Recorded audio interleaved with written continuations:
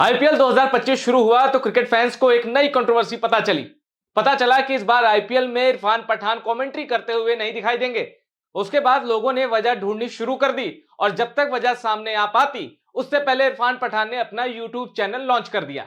इरफान पठान सीधी बात करेंगे, क्रिकेट की बात करेंगे अपने यूट्यूब प्लेटफॉर्म पे और लॉन्चिंग के कुछ ही घंटे के भीतर इरफान पठान 70,000 सब्सक्राइबर बटोरने वाले हैं। और आप भी इरफान पठान के यूट्यूब चैनल को सब्सक्राइब कर लीजिएगा, लेकिन ये वीडियो देखने के बाद, क्योंकि इस वीडियो में मैं आपको बताऊंगा इरफान पठान से कमेंट्री के राइट छीनने के बाद कौन कह रहा है कि वो क्रिकेटर खुश है और क्यों ये कहा जा रहा है कि क्रिकेट को नुकसान हुआ है। इस पूरी कंट्रोवर्सी की एक एक डिटेल बताऊंगा। तो शुरू करते हैं कि आखिर इरफान पठान से कमेंट्री का राइट क्यों छीना गया, आखिर बीसीसीआई उसके पीछे है या फिर ब्रॉडकास्टर। क्या है पूरा विवाद जिसकी वजह से इरफान पठान से कमेंट्री छीनी गई या यूं कहिए छिन गई। इस पूरी कंट्रोवर्सी की इनसाइड स्टोरी आइए समझते हैं और मीडिया रिपोर्ट्स के हवाले से सबसे पहले जानेंगे कि आखिर वायरल थ्योरी क्या है, कि आखिर क्यों इरफान पठान हमें कमेंट्री करते हुए आईपीएल में या आगे की भारत की सीरीज में नहीं दिखाई देंगे, उसके पीछे वजह क्या है। सबसे पहले ये मीडिया वायरल रिपोर्ट्स के हवाले से मैं आपको ये थ्योरी बता रहा हूं। सबसे पहले मैं आपको बताता हूं theory number one. Theory number one क्या कह रही है? इरफान पठान को कई भारतीय क्रिकेटर्स की शिकायतों के कारण आईपीएल 2025 के लिए कमेंट्री पैनल से बाहर कर दिया गया है। किसकी वजह से? कई भारतीय क्रिकेटर्स की शिकायतों की वजह से। यह वायरल मीडिया रिपोर्ट्स के आधार पर मैं आपको बता रहा हूं। इरफान पठान पर आरोप लगाए गए हैं कि वो लाइव कमेंट्री के दौरान अपना पर्सनल एजेंडा चलाते हैं। इसका मतलब ऐसा है कि इरफान पठान को अगर कोई खिलाड़ी पसंद नहीं आ रहा तो इरफान पठान उसके बारे में नेगेटिव कमेंट करते हैं। इरफान को कोई खिलाड़ी पसंद है तो उसके बारे में वो पॉजिटिव कमेंट करते हैं। या इरफान पठान की अगर किसी खिलाड़ी से नहीं बन रही तो इरफान पठान जानबूझ के उसके खिलाफ कुछ ऐसा कमेंट करते हैं जो उस खिलाड़ी को पसंद नहीं आता। यह कहना है वायरल मीडिया रिपोर्ट्स का। और अब मैं आपको दूसरी वायरल रिपोर्ट बताता हूं कि आखिर क्यों इरफान पठान को कमेंट्री से हटाया गया। दूसरी वायरल रिपोर्ट क्या कहती है? दूसरी मीडिया के हवाले से जो वायरल रिपोर्ट है वो ये कह रही है प्रसारणकर्ता इरफान उनके द्वारा यानी इरफान पठान, प्रसारणकर्ता यानी ब्रॉडकास्टर इरफान पठान के ऑन एयर और उनके सोशल मीडिया हैंडल पर चलाए जा रहे पर्सनल एजेंडा से खुश नहीं थे। बीसीसीआई के एक सूत्र के हवाले से रिपोर्ट में कहा गया है कि इरफान पठान का कुछ साल पहले कुछ खिलाड़ियों के साथ झगड़ा हुआ था। यह बड़ी इंपॉर्टेंट बात। बीसीसीआई के एक सोर्स के हवाले से मीडिया में छापा गया कि इरफान पठान का कुछ साल पहले कुछ खिलाड़ियों के साथ झगड़ा हुआ था। तब से वो उन पर आक्रामक तरीके से टिप्पणी करने से नहीं कतराते। यानी जिन खिलाड़ियों से इरफान पठान का झगड़ा हुआ था उनके ऊपर इरफान पठान कमेंट्री के दौरान या अपने सोशल मीडिया अकाउंट पर कमेंट करते थे। तब से वो उन पर आक्रामक तरीके से टिप्पणी कर नहीं कतराते। इरफान पठान पर सोशल मीडिया पर उन खिलाड़ियों पर निशाना साधने का आरोप है भले ही उन्होंने उनका नाम ना लिया हो। यानी एक तो इरफान पठान नाम भी नहीं ले रहे, बिना नाम लिए वो अपनी बात कह जा रहे हैं और ये बात खिलाड़ियों को चुभने लगी है। अब मैं आपको तीसरी वायरल वजह बताता हूं कि आखिर क्यों इरफान पठान को कमेंट्री से हटाया गया। तीसरी वायरल वजह नंबर 3 क्या है? थ्योरी नंबर 3 कौन सी है? ऑस्ट्रेलियाई सीरीज के दौरान एक स्टार खिलाड़ी ने तो अपने बारे में जिस तरह से बात की जा रही थी उसे सुनकर पठान के नंबर को ब्लॉक कर दिया। यानी ऑस्ट्रेलिया यानी जो बॉर्डर गावस्कर ट्रॉफी है जो दिसंबर में शुरू हुई थी और जो भारत 1-0 की लीड के बाद भी हार गया क्योंकि हमारे जो सीनियर खिलाड़ी थे उन्होंने नाक कटाई थी, खुद की भी और टीम की भी। तो इरफान पठान ने ऐसे ही किसी खिलाड़ी को जो स्क्वाड का हिस्सा था, प्लेइंग 11 का हिस्सा था, उसके बारे में कुछ नेगेटिव कमेंट कर दिया और उसके बाद उस खिलाड़ी ने इरफान पठान को ब्लॉक कर दिया। पठान ने पिछले इंटरनेशनल और आईपीएल मैचों के दौरान कुछ खिलाड़ियों का इंटरव्यू करते समय बहुत एटीट्यूड दिखाया था और यह बात बीसीसीआई को अच्छी नहीं लगी। ये इस भाषा में ये लिखा गया जैसे लग रहा है कि 5वीं 6वीं के बच्चे बात करो कि यार इसमें बहुत एटीट्यूड है। इंटरव्यू में कोई एटीट्यूड कैसे दिखा सकता है, वो भी होस्ट। खैर ये अलग बातें।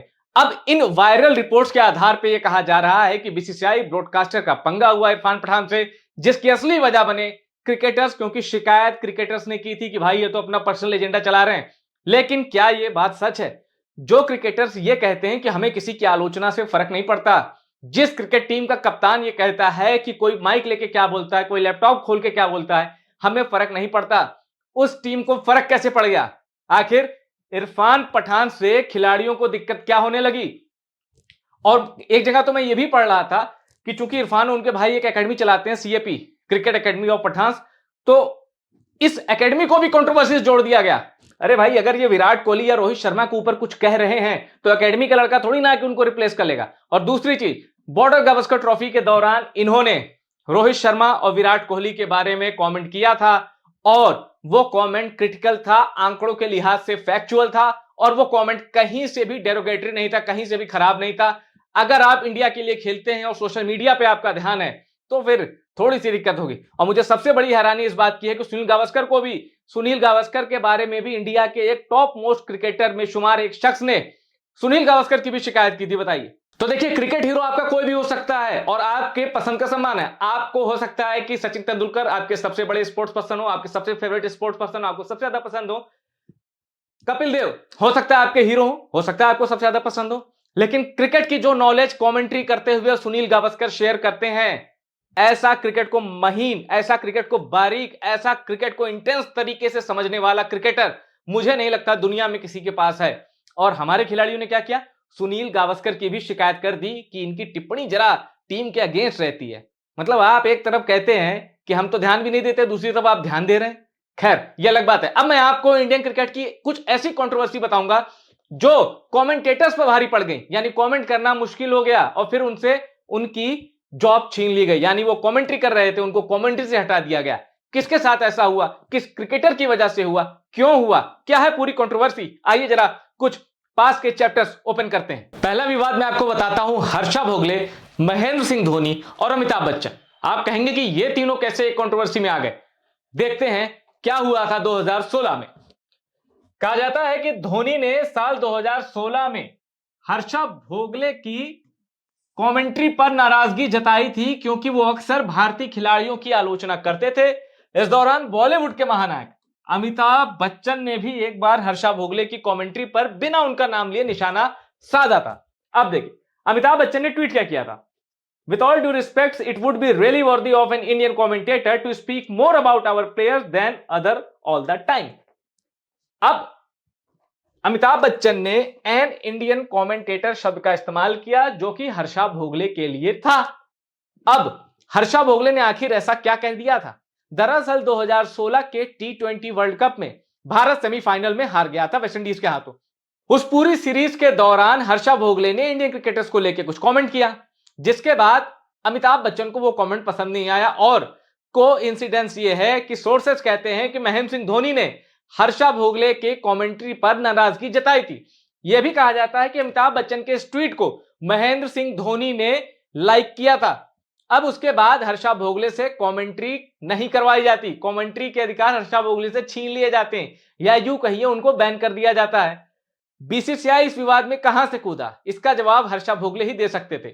जब उनसे पूछा गया कि आखिर साल 2016 में क्या हुआ था, तब हर्षा भोगले ने कहा कि जो भी हुआ उसकी वजह से मैं टीवी छोड़ के डिजिटल में आया, और यह मेरे लिए बड़ा अच्छा था क्योंकि मैं एक नए फैन बेस से मिल पाया, यानी क्रिकेट का वो फैन जो डिजिटल मीडियम पे ज्यादा रहता है एक्टिव। हर्षा भोगले कह रहे थे कि मैं डिजिटल मीडिया में आ गया, ये बड़ा अच्छा हुआ। हर्षा भोगले ने यह भी कहा कि उन्होंने धोनी से संपर्क करने की कोशिश की थी, लेकिन धोनी को एक्सेस कर पाना इतना आसान नहीं है। एक सोर्स के जरिए धोनी से बात हुई, तो यह मैसेज कुल मिला के हर्षा भोगले को धोनी की ओर से डिलीवर हुआ कि अब बात आगे करने से क्या फायदा, क्योंकि आप कुछ कहेंगे मैं कुछ कहूंगा, तो जो बात हो गई हो गई। हालांकि अब हर्षा भोगले पैनल में हैं, कमेंट्री करते हुए दिखते भी हैं, लेकिन 2016 में हर्षा भोगले जो कि इतनी फेमस वॉइस है, इतना प्यार उनको कमेंट्री के लिए मिला है और बड़ी ही गुण बातें भी कह जाते हैं, शानदार इंग्लिश बोलते हैं, हिंदी कमेंट्री भी अच्छी कर लेते हैं, उनको भारतीय टीम ने, इसलिए भारतीय टीम के कप्तान ने, सोर्सेस के हवाले से मैं फिर कहूंगा कि भारतीय टीम के कप्तान ने उनकी शिकायत बीसीसीआई से की थी। शिकायत इतनी गंभीर लगी बीसीसीआई को कि हर्षा भोगले पर एक्शन ले लिया गया। अब ऐसा ही कुछ कई और कमेंटेटर्स के साथ हो चुका है। आइए जानते हैं कुछ ऐसी ही दिलचस्प कहानी। अगला विवाद है सुनील गावस्कर और ऋषभ पंत का, लेकिन ऋषभ पंत ने यहां शानदार नजीर पेश की और विवाद पर कुछ कहने की बजाय वही किया जो कि एक जूनियर क्रिकेटर को करना चाहिए। हुआ क्या था, स्टूपिड स्टूपिड स्टूपिड, ये वो शब्द हैं जो गावस्कर ने आक्रामक रूप से तब कहे थे जब चौथे टेस्ट यानी बॉर्डर गावस्कर ट्रॉफी का चौथा टेस्ट जो भारत और ऑस्ट्रेलिया के बीच खेला गया था,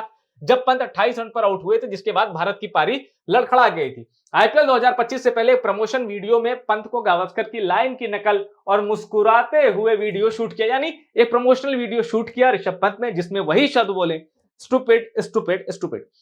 कहने का मतलब यह है कि ऋषभ पंत चाहते तो ये भी मामला बढ़ा सकते थे, ये भी कह सकते थे कि कोई मुझे स्टूपिड क्यों कह रहा है। क्यों? क्योंकि ऋषभ पंत के पास अपना एक फैन वर्ग है, भारत के बहुत पॉपुलर खिलाड़ी हैं और नेक्स्ट कैप्टन भी इनको ओडीआई में भारत कंसीडर करता है। बीसीसीआई यानी भारत के जो भावी कप्तान हो सकते हैं क्रिकेट में, उनमें भी एक नाम ऋषभ पंत का आता है। ऋषभ पंत ने सुनील गावस्कर की स्टूपिड वाली टिप्पणी पे कोई कमेंट नहीं किया, एक बढ़िया वीडियो शूट कराया सुनील गावस्कर के साथ, जिसमें वो इनकी नकल करते हुए नजर आ रहे थे। अब ऋषभ पंत के बारे में एक चीज मैं आपको बता दूं, इतने जितने कूल एंड काम ये रहते हैं ना, शायद इसी कैरेक्टर का, इसी पर्सनैलिटी का असर है कि इन्होंने विवाद आगे नहीं बढ़ाया, वरना कई खिलाड़ी ऐसे हैं जो ऋषभ पंत से अच्छा परफॉर्म नहीं करते, लेकिन अगर उनको स्टूपिड कह दो तो हो सकता है उनको बुरा लग जाता। और दूसरी बात, इनके बारे में मैंने सुना था कि भारतीय टीम का एक बड़ा खिलाड़ी, दो ही तीन बड़े खिलाड़ी हैं, वो बीसीसीआई से गावस्कर की शिकायत करने गया था कि ये ज्यादा आलोचना कर रहे खिलाड़ियों की, जिससे ध्यान जा रहा है।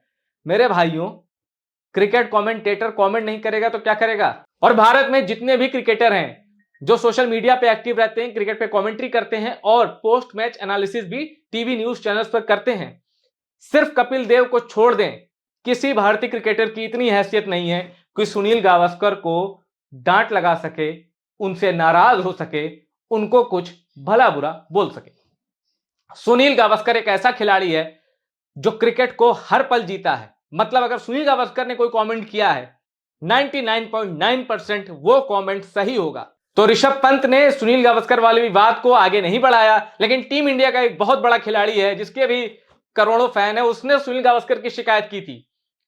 अगर यह रिपोर्ट सच थी तो यह शर्मनाक है। अब आते हैं अगले विवाद पर, यह पिछली बार भी बोला था, उसको काट देना। अगला विवाद है रविंद्र जडेजा और संजय मांजरेकर से जुड़ा हुआ। बहुत से लोगों को याद होगा 2019 के वनडे वर्ल्ड कप के दौरान संजय मांजरेकर ने रविंद्र जडेजा को बिट्स एंड पीसेस वाला क्रिकेटर कहा था। इसका मतलब है कि एक औसत खिलाड़ी। संजय मांजरेकर ने रविंद्र जडेजा को औसत खिलाड़ी कहा था क्योंकि वो अपनी परफॉर्मेंस से मैच नहीं जीता पा रहे थे। संजय मांजरेकर ने कहा टुकड़ों में परफॉर्म करते हैं, और इस कॉमेंट को इन्होंने कितना सीरियसली लिया। रविंद्र जडेजा ने कहा, Still, I have played twice the number of matches you have been played, and I am still playing. Learn to respect people who have achieved. I have heard enough of your verbal diarrhea. यानी मौखिक दस्त।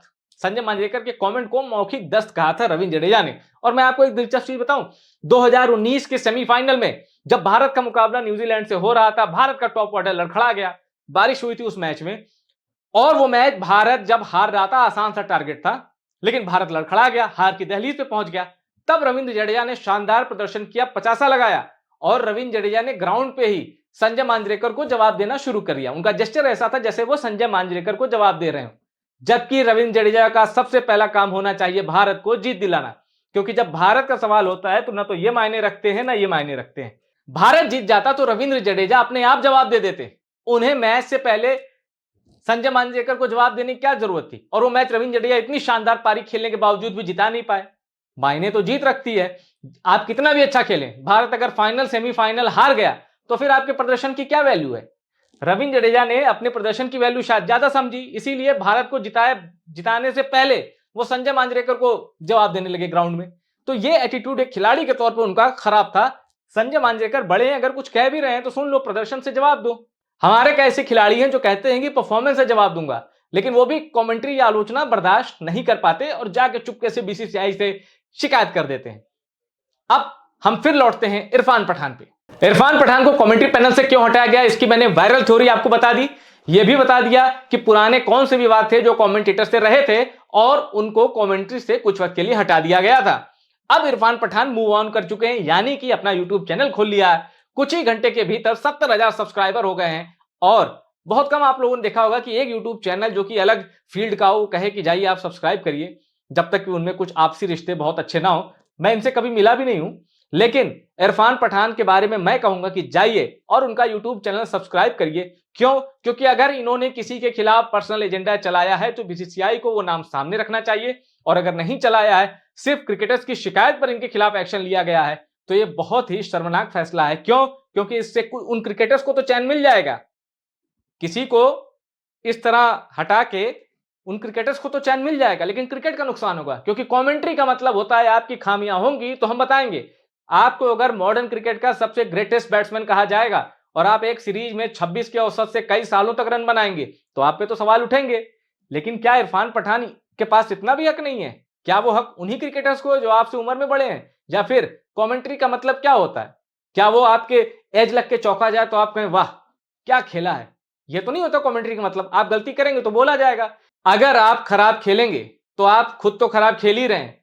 एक youngster जो नीचे इंतजार कर रहा है, ग्राउंड के बाहर किसी मैदान में प्रैक्टिस कर रहा है, स्क्वाड से बाहर है, वो इंतजार कर रहा है कि भारत के लिए मुझे मौका मिले, मैं शतक ठोक दूंगा। तो आप किसी की जगह भी खराब कर रहे हैं और खुद ऐसे स्टेटमेंट देते हैं कि मेरे अंदर बहुत क्रिकेट बाकी है। क्रिकेट बाकी रहे या ना बाकी रहे, आलोचना स्वीकार करने की थोड़ी सी क्षमता जरूर बाकी रखिए, क्योंकि अगर कमेंटेटर आप पे कमेंट नहीं करेंगे तो कौन करेगा? फैन को तो आप वैसे भी कोई भाव नहीं देते हैं, तो कमेंटेटर्स को कम से कम दीजिए। और दूसरी चीज, पाकिस्तान इस मामले में, क्रिकेट कमेंट्री की मैं बात कर रहा हूं, उनके कमेंटेटर्स क्या क्या बोल देते हैं अपने क्रिकेटर्स को, वो शिकायत नहीं करते। एक तो उनकी परफॉर्मेंस भी इतनी खराब है कि अब वो आदी हो चुके हैं, लेकिन कम से कम हमारे क्रिकेटर्स को कमेंट्री के मामले में जो पेशेंस लेवल है उस मामले में पाकिस्तान के क्रिकेटर से सीखना चाहिए।